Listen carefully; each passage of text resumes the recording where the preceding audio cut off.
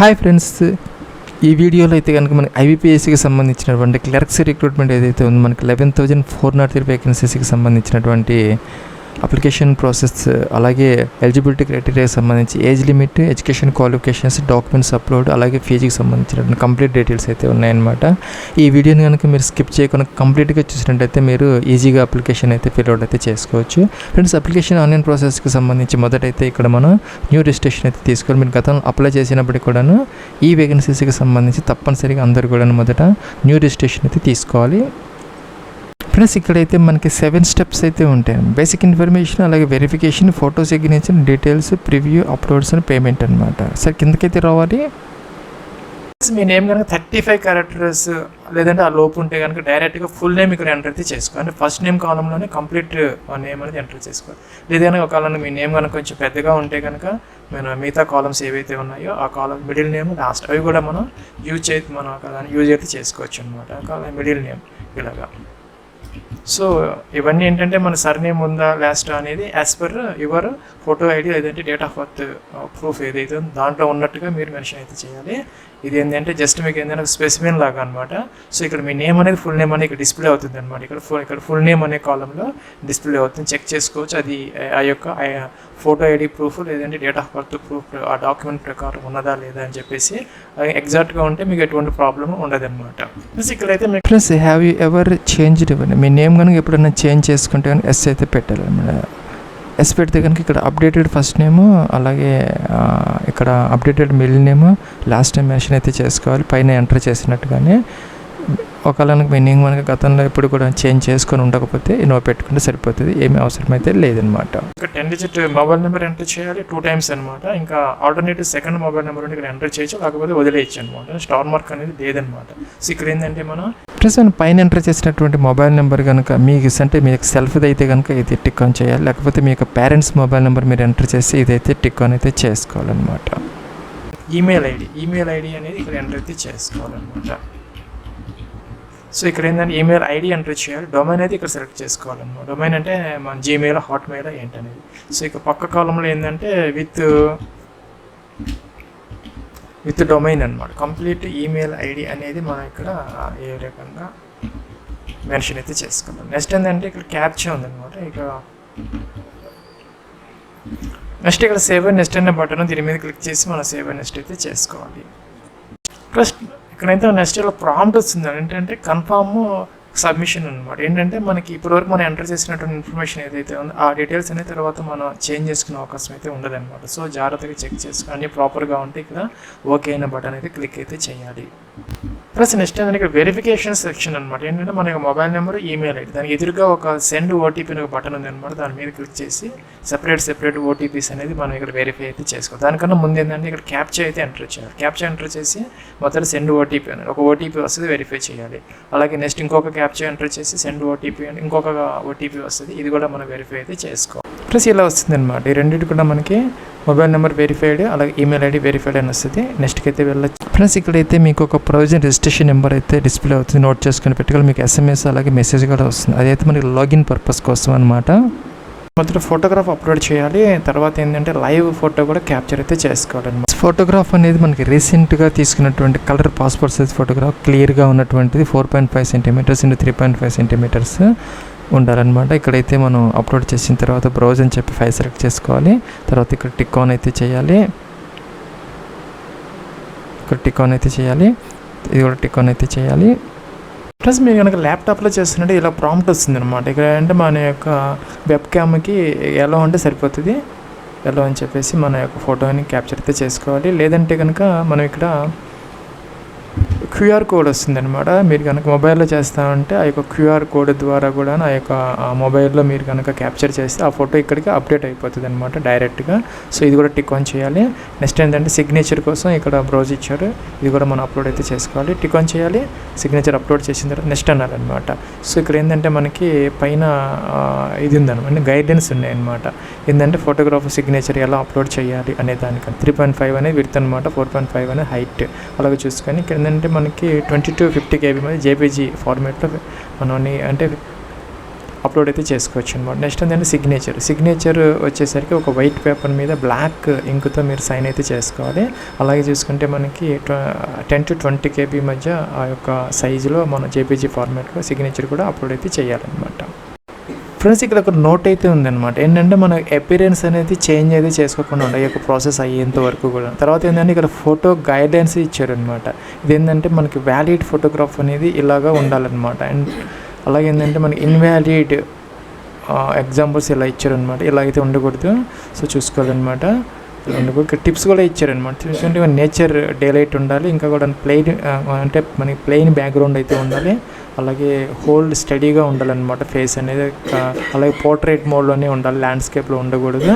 Solo in frame అంటే ఒకటే object ఉండే, ఎటువంటి ఆబ్జెక్ట్స్ వెనకాల కానీ ముందుగానే ఉండకూడదు అనమాట. అలాగా మనం జాగ్రత్తగా చూసుకొని అన్ని పాయింట్స్ నీట్గా అయితే ఫోటో అనేది మనం ఇలాగా అప్లోడ్ అయితే చేసుకోవాలి. ఫ్రెండ్స్ ఇక్కడ ఏంటంటే మీ కేటగిరీ జనరల్గా ఈడబ్ల్యూఎస్, ఓబీసీ, ఎన్సీఎల్, ఎస్సీని, ఎస్టీని సెలెక్ట్ అయితే చేసుకోవాలి. సపోజ్ ఇలా సెలెక్ట్ అయితే చేసుకోవాలి. ఇక్కడైతే మనకు ఒక ఇదైతే మీ యొక్క కేటగిరీ అనేది సెంట్రల్ లిస్ట్లో అయితే ఉండాలి. అలాగే మీ దగ్గర ఏంటంటే వ్యాలిడ్ యొక్క కేటగిరీ సర్టిఫికేట్స్ అయితే ఉండాలన్నమాట.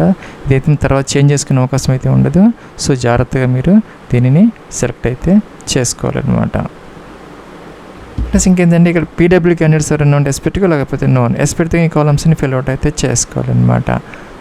అలాగే చూసుకుంటే కనుక మనకి ఇది కూడాను పీడబ్ల్యూ క్యాండిడేట్స్కి సంబంధించి వాళ్ళైతే ఎస్ పెట్టుకోవాలి, మిగతా వాళ్ళందరూ కూడా అయితే మనకి నో అయితే పెట్టుకోవాలన్నమాట. అలాగే ఇక్కడ మీ యొక్క రిలీజియన్ ఏదైతే ఉందో ఇక్కడ సెలెక్ట్ అయితే చేసుకోవాలన్నమాట. దానికన్నా ముందు ఏంటంటే do you belongs to religious minority community state. ఇక్కడ హిందూ కాకుండా ఎవరైనా అదర్ ఉంటే కానీ ఎస్ పెట్టుకోవాలి, మిగతా వాళ్ళు నో పెట్టాలన్నమాట.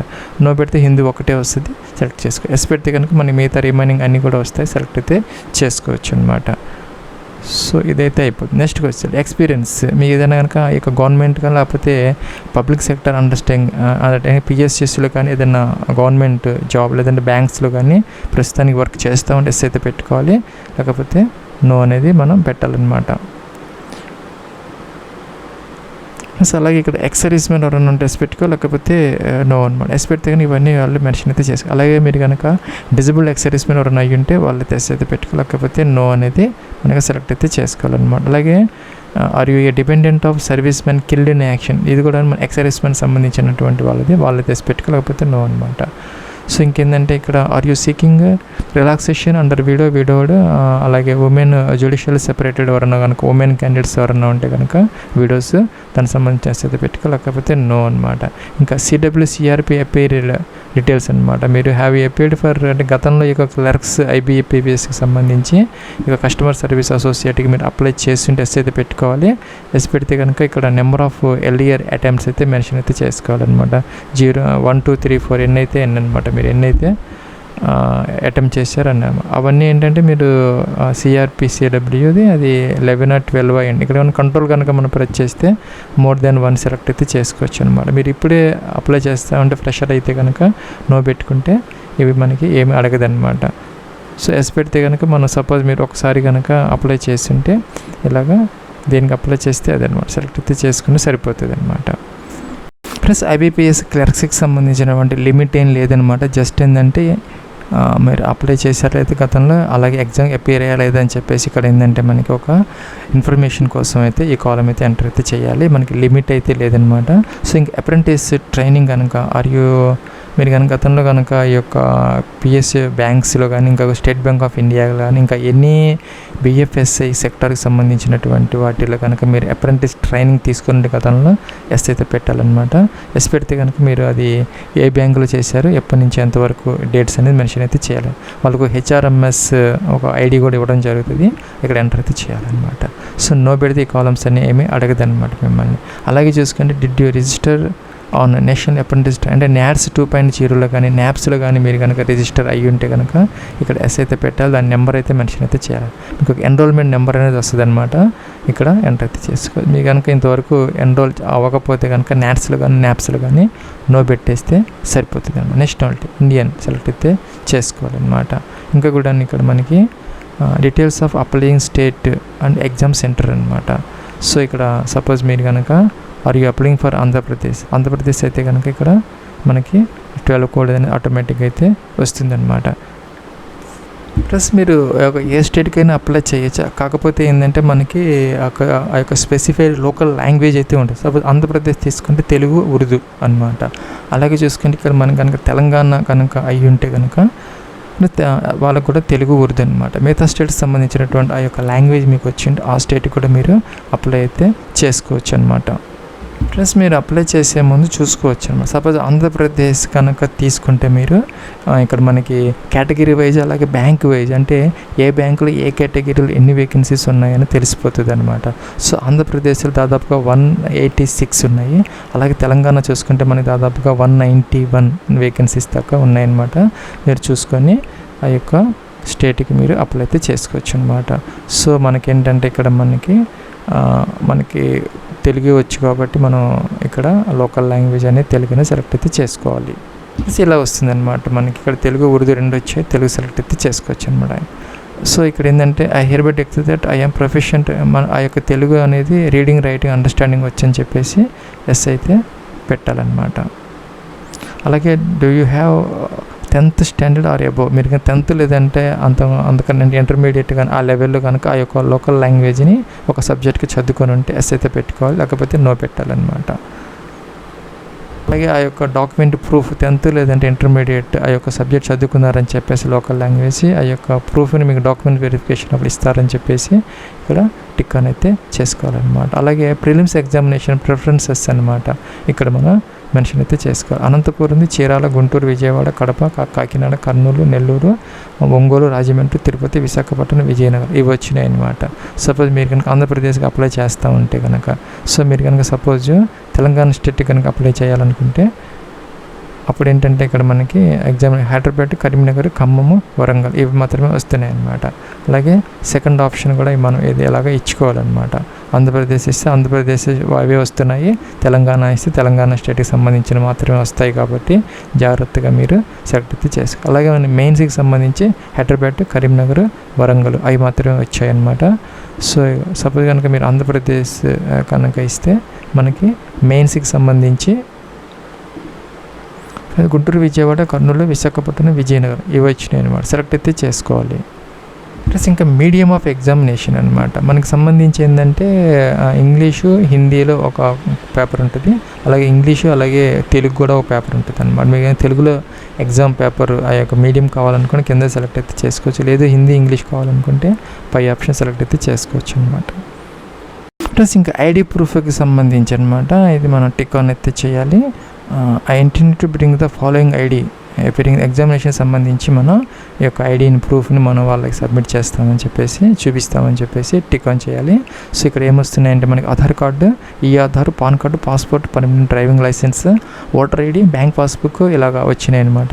సో మీరు ఏదైనా సెలెక్ట్ అయితే చేసుకోవచ్చు, ప్రాబ్లం అయితే లేదు. అయితే కనుక ఈ యొక్క నేమ్ ఏదైతే ఉందో ఆ యొక్క అప్లికేషన్ ఫామ్లో మనం ఫస్ట్లో ఎంటర్ చేసిన ఓటర్ నేమ్తో ఎగ్జాక్ట్గా మ్యాచ్ అయ్యేలాగా చూసుకోండి. ఎటువంటి ప్రాబ్లం తర్వాత మనకైతే ఉండదన్నమాట. సపోజ్ మీరు ఆధార్ కార్డు నెంబర్ కనుక ఆధార్ కార్డు సెలెక్ట్ చేసుకుని దాని నెంబర్ అయితే మెన్షన్ చేయాలి. పాన్ కార్డు అయితే పాన్ కార్డు. సో దాని మీద ఉన్న నేము మీరు అప్లికేషన్లో ఉన్న నేమ్తో ఎగ్జాక్ట్గా మ్యాచ్ అయ్యేలాగా చూసుకుంటే సరిపోతుంది. అదే కార్డుని మనం సెలెక్ట్ చేసుకుని నెంబర్ అనేది మెన్షన్ చేస్తే తర్వాత మనకి ఎటువంటి ప్రాబ్లం ఉండదన్నమాట. డేట్ ఆఫ్ బర్త్ క్యాలెండర్ అయితే ఇచ్చారు, దీని నుంచి మొదటి డే మంత్ ఇయర్ ఇలాగా సెలెక్ట్ అయితే మనం చేసుకోవాలన్నమాట. సో మనకి ఈ వేకెన్సీస్కి సంబంధించి ఏంటంటే 20 to 28 ఇయర్స్ అనమాట. So as on 1st August 2026కి. సో దానికి అదనంగా ఏంటంటే ఇక్కడ SC ST వాళ్ళు 5 years, OBC NCA వాళ్ళు 3 years, అలాగే PWD క్యాండిడేట్స్ 10 years ఇవన్నీ కూడా యాజ్ యూజువల్గా అప్లికబుల్ అయితే అవుతాయి అన్నమాట. సో ఇక్కడ జనరల్ క్యాండిడేట్స్ కోసం 2 dates అయితే ఇచ్చారు. 2nd August 1998, 1st August 2006 అనమాట. ఈ 2 dates మధ్య కనుక మీరు బారన్ అయ్యుంటే లేకపోతే మీ యొక్క DOB ఉంటే కనుక సరిపోతుంది అనమాట. దానికి అదనంగా ఈ యొక్క ఏజ్ రిలాక్సేషన్స్ అనేవి అప్లికబుల్ అయితే అవుతాయి అన్నమాట. సో ఏంటంటే మనకి ఇక్కడ మీ యొక్క ఏజ్ అనేది చూపెడతారు. 1st August 2026 మీరైతే దీన్ని చెక్ అయితే చేసుకోవచ్చు, అంటే ప్రాపర్గా ఉన్నదా లేదా అని చెప్పేసి అనమాట. సో ఏంటంటే ఇంకా నెక్స్ట్ మనకి ఏంటంటే డేట్ ఆఫ్ బర్త్ ప్రూఫ్ ఉంటుంది కదా, దాంట్లో ఉన్నటువంటి ఆ యొక్క DOBతో ఇది అయితే మ్యాచ్ అయ్యేలాగా ఉండాలన్నమాట. ప్లస్ నెక్స్ట్ ఏంటంటే జెండర్, మీరు మేల్ ఆర్ ఫీమేల్ సెలెక్ట్ అయితే చేసుకోవాలి. Married status unmarried, married, video, divorce, judicial separated ఏదైతే అదనమాట. ఆధార్ కార్డు సంబంధించినటువంటి మీ యొక్క కన్సెంట్ అయితే అడుగుతున్నారనమాట. సో ఇక్కడ ఆధార్ కార్డ్ నెంబర్ ఉంటే ఎంటర్ చేయొచ్చు, లేకపోతే లేదు. పాన్ కార్డ్ నెంబర్ ఉంటే ఎంటర్ చేయాలి, లేకపోతే లేదండి. మీరు కనుక ట్విన్స్ కనుక అయ్యి ఉంటే కనుక ఎస్ అయితే పెట్టుకోవాలి. అంటే యొక్క కవలలు అనమాట. మీరు కనుక ఒకటే డేట్ ఆఫ్ బర్త్ ఉంటుంది కాబట్టి ట్విన్స్కి వాళ్ళు ఎస్ అయితే పెట్టాలి. వాళ్ళు మేలా ఫీమేలా వాళ్ళ నేమ్స్ కూడా మెన్షన్ అయితే చేయాలి. నో పెడితే అవసరమైతే లేదనమాట. సో ఈ కాలమ్స్ ఏమీ రావన్నమాట. సో అవసరం మీకు ఫాదర్స్ నేమ్ ఎంటర్ చేయాలి, మీకు మదర్స్ నేమ్ ఎంటర్ చేయాలి. మ్యారీడ్ ఎవరన్నా ఉంటే స్పౌజ్ నేమ్ కూడా ఎంటర్ అయితే చేసుకోవచ్చు అనమాట. So father name 2 times enter చేయాలి, మదర్ నేమ్ కూడా 2 times ఎంటర్ చేయాలి, ఇలాగనమాట. అలాగే చూసుకుంటే ఇక్కడ మనకి మీకు కరస్పాండెన్స్ అడ్రస్ అన్నమాట. Door number, flat number, complete address, taluka, జిల్లా, స్టేట్ మీ అడ్రస్లో నుంచి ఇలాగనమాట. డిస్ట్రిక్ట్ కూడా సెలెక్ట్ అయితే చేసుకోవాలి మీ అడ్రస్లో నుంచి. ఇక్కడ అడ్రస్లో నుంచి డిస్ట్రిక్ట్ అనమాట అన్నీ వస్తున్నాయి, చూసుకోవచ్చు, సెలెక్ట్ అయితే చేసుకోవచ్చు. అలా పిన్ కోడ్ ఎంటర్ చేయాలి. పర్మనెంట్ అడ్రస్ ఏమైతే టిక్ ఆన్ చేసి సరిపోతుంది. ఇంకా ఏంటంటే మనకి లాస్ట్లో ఫీజు పే చేసిన తర్వాత ట్యాక్స్ ఇన్వాయిస్ జనరేట్ అవుతుంది. దానికోసం మీరు ఏ అడ్రస్ ఇస్తారనేది సెలెక్ట్ అయితే చేసుకోవచ్చు అనమాట. కరస్పాండెన్స్ అడ్రస్, జాబ్, లేకపోతే ఈ యొక్క పర్మనెంట్ అడ్రస్. ఫీజు అయితే చూపిస్తారు, లాస్ట్లో ఫీజు అయితే పే అయితే చేసుకోవచ్చు. ఇప్పుడైతే అవసరం లేదు. వ్యాలిడేట్ చేసుకోవాలి. మీకు రెడ్ మార్క్ వస్తే కనుక ఆ కాలమ్స్ అన్ని ఎంటర్ చేయలేదని అర్థం అనమాట. అన్నీ ఎంటర్ చేసిన తర్వాత సేవ్ నెక్స్ట్ అయితే మీరు చేసుకోవచ్చు. ప్లస్ ఇక్కడ ఏంటంటే మనకి ఎడ్యుకేషన్ క్వాలిఫికేషన్ అనమాట. కట్ ఆఫ్ డేట్ వచ్చేసరికి 21st August 2026కి మీకు ఎనీ డిగ్రీ అయితే ఉండాలన్నమాట. సో మీ దగ్గర ఏదో ఒక ప్రూఫ్ అనేది ఉండాలని, అంటే మార్క్ షీట్స్ కానీ ఇంకా ప్రొవిజనల్ సర్టిఫికేట్ కానీ ఓడి కానీ ఏదైనా ఉండాలన్నమాట. ఈ డేట్కి పాస్ అయ్యారని చెప్పేసి. అలాగే పర్సంటేజ్ అని రౌండ్ ఆఫ్ అయితే చేయకూడదు అనమాట. మీరు సపోజ్ మీకు కనుక 59.99 వస్తే ఎగ్జాక్ట్గా వేయాలి, 60% అని వేయకూడదు అనమాట. సో అదొక పాయింట్. నెక్స్ట్ పాయింట్ ఏంటంటే మీకు కనుక CGPA సిస్టంలో ఉంటే దాన్ని ఈక్వలెంట్ పర్సంటేజ్లకు అయితే వేసుకోవాలి. అలాగే డాక్యుమెంట్స్ ఆ యొక్క వెరిఫికేషన్ టైంలో ఆ యొక్క ఏదైతే ఉందో మనం కన్వర్షన్ ఫార్ములా అనేది చూపించాలన్నమాట.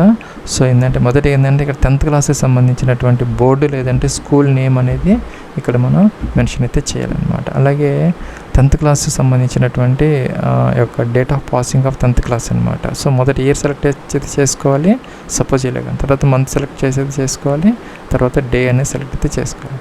అలాగే ఇక్కడ చూసుకు పర్సంటేజ్ ఆఫ్ మార్క్స్ అనమాట. 10th క్లాస్లో మీకు ఎంత పర్సంటేజ్ వచ్చింది అనేది మెన్షన్ అయితే చేయాలన్నమాట. గ్రాడ్యుయేషన్ డిగ్రీకి సంబంధించి ఇక్కడ name of the college name లేకపోతే కనుక ఆ యొక్క యూనివర్సిటీ నేమ్ మీరు ఎంటర్ అయితే చేయాలన్నమాట. నెక్స్ట్ వచ్చేసరికి ఇక్కడ మనకి మల్టిపుల్ ఆప్షన్స్ వస్తుంది. BSc, BCom, BA, BE, BTech, మేనేజ్మెంట్కి సంబంధించినటువంటి BCA కానీ B.Pharma ఇలా అన్నీ వచ్చాయి. దీంట్లో లేని డిగ్రీ ఏదైనా చేస్తుంటే మనకి లాస్ట్ అదర్స్ అనే ఆప్షన్ కూడా ఉంది, లేదంటే డైరెక్ట్గా సెలెక్ట్ అయితే చేసుకోవచ్చు అనమాట. సో ఏంటంటే దాంట్లో మనం సపోజ్ ఇంజనీరింగ్ అయితే కనుక మీరు ఏ సబ్జెక్ట్లో ఇంజనీరింగ్ చేశారు, దీంట్లో లేని సబ్జెక్ట్ అయితే అదర్స్ అయితే తీసుకోవచ్చు అనమాట. సపోజ్ BCom అలా అయితే కనుక సపోజ్ మీరు కనుక BCom అలాగా తీసుకుంటే కనుక దానికి సంబంధించిన ఆప్షన్స్ అయితే వస్తాయి. BCom ఒకటే వచ్చింది, సో సెలెక్ట్ అయితే చేసుకోవాలి. అలా డిగ్రీ సంబంధించినటువంటి పాసింగ్ ఇయర్ అనమాట, ఏ ఇయర్లో పాస్ అయ్యారో ఏంటనేది మనం మెన్షన్ అయితే చేసుకోవాలి. అలాగే పర్సంటేజ్ ఎంత వచ్చింది అనేది మనం ఇక్కడ మెన్షన్ అయితే చేసుకోవాలన్నమాట. సో నెక్స్ట్ వచ్చేసరికి ఏంటంటే ఇక్కడ మీకు ఏదైనా PG ఉంటే కనుక దానికి సంబంధించినటువంటి ఆ యొక్క డీటెయిల్స్ ఎంటర్ అయితే చేసుకోవచ్చు, లేకపోతే వదిలేసుకోవచ్చు. ఇంకా కంప్యూటర్ నాలెడ్జ్ ఎస్ అయితే పెట్టుకోవచ్చు.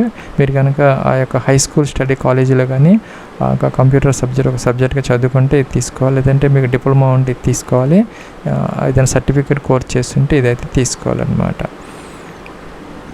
ఇలాగ తీసుకోవాలన్నమాట. నెక్స్ట్ వచ్చేసరికి మీకు ఏదైనా ఎక్స్పీరియన్స్ ఉంటే ఎంటర్ చేసుకోవచ్చు, లేకపోతే అవసరమైతే లేదనమాట. సో ఇక్కడ ఏంటంటే ప్రీ ఎగ్జామ్ ట్రైనింగ్ అంటే SC ST వాళ్ళకి వస్తుంది, అలాగే PWD క్యాండిడేట్స్కి వాళ్ళకన్నా, అలాగే OBC వాళ్ళకి కూడా వస్తుంది. వాళ్ళైతే ఎస్ అయితే పెట్టుకుంటే వాళ్ళకి ప్రీ ఎగ్జామ్ ట్రైనింగ్ అయితే ఇవ్వడం జరుగుతుంది. ప్లస్ అలాగే చూసుకుంటే ఇక్కడ మనకి మీ మీద ఏదైనా కేసెస్ కానీ ఏదైనా పెండింగ్ ఉంటే కనుక ఇక్కడ ఎస్ అయితే పెట్టుకోవాలి. జనరల్గా ఎవరికి ఉండవు, ఇదైతే నో పెట్టుకోవాలి, ఉన్న వాళ్ళైతే ఎస్ అయితే పెట్టుకోవాలన్నమాట. లాంగ్వేజ్ తెలుగు అందరికీ వచ్చు కాబట్టి తప్పనిసరిగా రీడ్ స్పీక్ అది పెట్టాలన్నమాట, రైట్. ఇంగ్లీష్ కూడా మనకు వచ్చు కాబట్టి పెట్టుకోవచ్చు, హిందీ కూడా మీకు వచ్చి ఉంటే ఇలాగా పెట్టుకోవచ్చు అనమాట. సో వ్యాలిడేట్ అయితే చేసుకోవాలి. ప్లస్ ఇక్కడ ఏంటంటే నెక్స్ట్ బ్యాంక్స్ ప్రిఫరెన్స్ అనమాట. మన ఇందాక చూపించినట్టుగా మనకి నోటిఫికేషన్ ఆంధ్రప్రదేశ్లో ఏ బ్యాంకులో ఎన్ని వేకెన్సీస్ ఉన్నాయి, తెలంగాణ అన్నీ వస్తాయి అన్నమాట, చూసుకోవచ్చు మీరు. మొదట ఏం చేయాలని టిక్ ఆన్ చేయాలన్నమాట. ఇవన్నీ టిక్ ఆన్ చేస్తే మనకి లెఫ్ట్ నుంచి రైట్ బాక్స్లోకి అన్నీ కూడా వస్తాయి అన్నమాట. సో మీకు ఏ బ్యాంకుకి మొదటి ప్రిఫరెన్స్ జాబ్ కావాలి అనుకుంటే ఆ బ్యాంకుని మొదటికి, సపోజ్ మీకు కనుక యూనియన్ బ్యాంక్ కావాలంటే ఇక్కడ మనం డ్రాగ్ అండ్ డ్రాప్ అయితే చేసుకొని ఫస్ట్లో పెట్టుకోవచ్చు అన్నమాట. సో ఆ బ్యాంకులో మీకు ఒక సెలెక్ట్ అయితే అక్కడ పోస్టింగ్ వచ్చే అవకాశాలు అయితే ఉంటాయి అన్నమాట. సో ఇవన్నీ కూడా మనం కిందకి పైకి మార్చుకోవచ్చు అనమాట. ఇవన్నీ మనం ఆ యొక్క నోటిఫికేషన్లు చెక్ చేసుకొని జాగ్రత్తగా అన్ని ప్రాపర్గా మనం సెలెక్ట్ అయితే చేసుకొని వ్యాలిడేట్ అయితే చేసుకోవాలి. సేవ్ నెక్స్ట్ అనాలి. ప్లస్ ఇప్పటి వరకు మనం ఏదైతే ఎంటర్ చేసామో దానికి సంబంధించినటువంటి అన్ని డీటెయిల్స్ ఇక్కడ వస్తున్నాయి అనమాట. మీకు ఏదైనా మోడిఫికేషన్స్ కావాలంటే చేసుకోవచ్చు, తర్వాత అయితే ఎడిట్ ఆప్షన్ ఉండదన్నమాట. సో అన్నీ ప్రాపర్గా ఉంటే కనుక మీరు ఏం చేయాలనుకుంటే ఇక్కడ టిక్ ఆన్ చేయాలి. ఆ ఎగ్రీ అనాలి, ఈ రెండు కూడా టిక్ ఆన్ చేయాలి. మూడోది ఎవరికంటే మీ నేమ్ ఎప్పుడన్నా కనుక చేంజ్ చేసుకొని ఉంటే దాని యొక్క డాక్యుమెంటరీ ప్రూఫ్ అనేది ఎగ్జామ్ టైంలో ఇస్తారని చెప్పేసి ఇది కూడా టిక్ ఆన్ చేసుకోవాలి.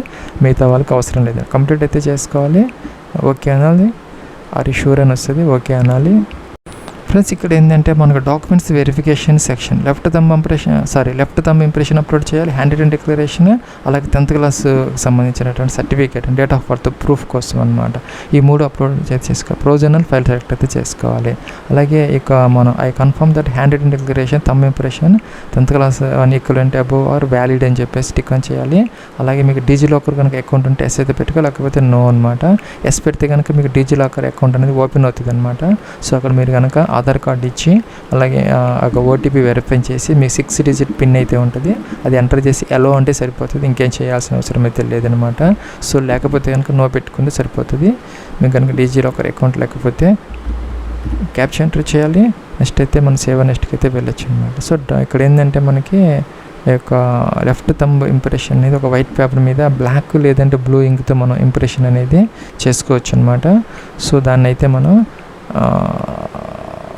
స్కాన్ చేసుకొని జేపీజీ ఫార్మాట్ 20 to 50 KB అనమాట. అలాగా మనం అప్లోడ్ అయితే చేసుకోవాలి. హ్యాండ్ రిటన్ డిక్లరేషన్ కూడాను ఒక వైట్ పేపర్ మీద బ్లాక్ ఇంకుతో ఏంటంటే మన కింద ఇన్ఫర్మేషన్ అది రాసుకొని చేత్తో 50 to 100 KB మధ్య జేపీజీ ఫార్మాట్ అప్లోడ్ అయితే చేసుకోవాలి. ఇదన్నమాట ఇన్ఫర్మేషను. ఫ్రెండ్స్ మీ నేమ్ రాసుకొని hereby declare that all the information submitted by me in the application form is true and valid, form is correct, true and valid. I will present the supporting documents as and when required. అలాగనమాట. దాన్ని scan చేసుకొని upload చేసేసి మనం ఇక్కడ save next అయితే చేసుకోవచ్చు. Plus ఇక్కడ application fee అనమాట చూసుకున్నట్టయితే కనుక SC, ST, PWD, X man వీళ్ళందరికీ కూడా 175 రూపీస్, మిగతా వాళ్ళందరికీ 850 రూపీస్ అయితే పే చేసుకోవాలన్నమాట. సో ఇక్కడ ఏంటంటే మనకి 2 ఆప్షన్స్ అయితే వస్తాయన్నమాట. ఏంటంటే CCABని, బిల్డెక్స్ ఎలా అయినా మీరు ఫీజు అయితే పే ఏదైనా చేసుకోవచ్చు అనమాట. క్యాప్చా ఎంటర్ చేయాలి. క్యాప్చా ఎంటర్ చేసిన తర్వాత ఇక్కడ ఓకే సబ్మిట్ అనాలి, ఓకే అనాలి. అంటే మనకి పేమెంట్ గేట్వే ఓపెన్ అవుతుంది. ఇక్కడ మల్టిపుల్ ఆప్షన్స్ అయితే వస్తున్నాయి. Debit card, credit cards, UPI ఎలా అయినా మీరు ఫీజు అయితే పే అయితే చేసుకోవచ్చు అనమాట. ఏదైనా గేట్వే తీసుకొని మనం ఫీజు అయితే పే అయితే చేసుకోవచ్చు. ప్లస్ ఇదైతే మనకి లాగిన్ ఫామ్ అనమాట. ఇక్కడ ఏంటంటే రిజిస్ట్రేషన్ నెంబర్, పాస్వర్డ్ క్యాప్చర్ ఇచ్చేసి లాగిన్ అయితే అవ్వచ్చు అనమాట. సో మీకు ఇవి క్రెడెన్షియల్స్ అనేవి SMS వచ్చి ఉంటుంది మీకు, అలాగే ఈమెయిల్ ఎంటర్ చేసి అప్లికేషన్ ఫామ్ అయితే ప్రింట్ తీసుకుని దానికి టైం అయితే ఉంటుంది 5th September 2026. ఈ లోపల login application form, tax invoice 2 కూడా మీరు డౌన్లోడ్ అయితే చేసుకోవచ్చు.